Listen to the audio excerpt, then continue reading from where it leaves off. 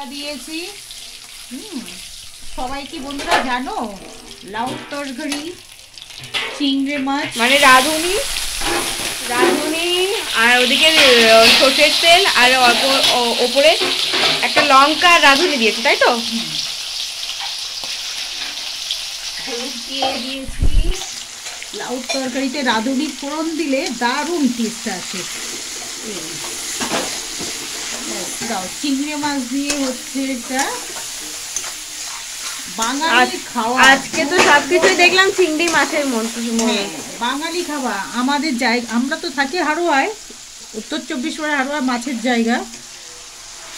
দেখো বন্ধুরা আমি লাউ ঘন্ট করছি, কেমন দেখো দেখো কেমন লাগছে।